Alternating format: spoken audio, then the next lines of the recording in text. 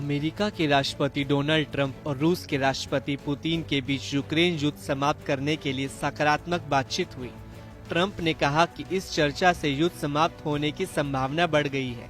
Putin ने भी एक संदेश में युद्ध विराम पर सहयोग की बात कही। क्रेमलिन ने इस पर सतर्क उम्मीद जताई कि कोई समझौता हो सकता है। ट्रंप ने ये भी बताया कि हजारों यूक्रेनी सैनिक रूसी सेना के घेरे में हैं और मुश्किल स्थिति में हैं।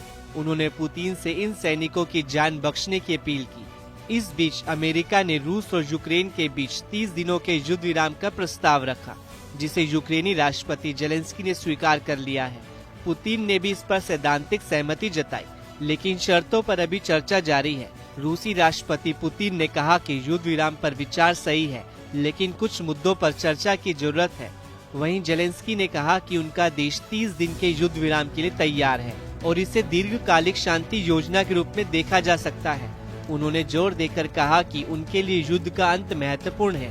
हालांकि जेलेंस्की ने रूस पर यह भी आरोप लगाया कि युद्ध विराम की शर्तों को लेकर बातचीत को लंबा खींचने की कोशिश कर रहा है।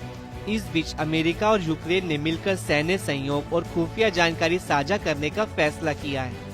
अमेरिकी अधिकारियों ने हाल ही में रूस के साथ भी बातचीत की ताकि युद्ध समाप्त करने के उपाय तलाशे जा सके। इस बीच पुतिन ने कुर्स्क क्षेत्र में तैनात यूक्रेनी सैनिकों से आत्मसमर्पण का आह्वान किया है। ट्रंप ने भी उनसे आग्रह किया कि वे इन सैनिकों को छोड़ दें। पुतिन ने कहा कि यदि सैनिक आत्मसमर्पण करते हैं तो उन्हें सुरक्षित रखा जाएगा। उन्होंने ये भी आरोप लगाया कि यूक्रेनी सैनिकों ने नागरिकों के खिलाफ अपराध किए हैं।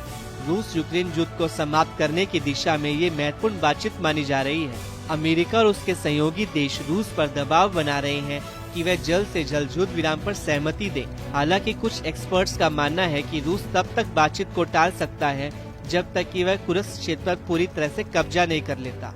यूक्रेन और अमेरिका की बातचीत के बाद ये तय हुआ है कि युद्ध विराम की दिशा में आगे बढ़ा जाए। पुतिन ने कहा कि यदि यूक्रेनी सैनिक हथियार डालते हैं तो इन्हें अंतर्राष्ट्रीय कानूनों के अनुसार सम्मानजनक व्यवहार की गारंटी दी जाएगी। अब ये देखना होगा कि आने वाले दिनों में इस वार्ता से कोई ठोस परिणाम निकलता है या नहीं।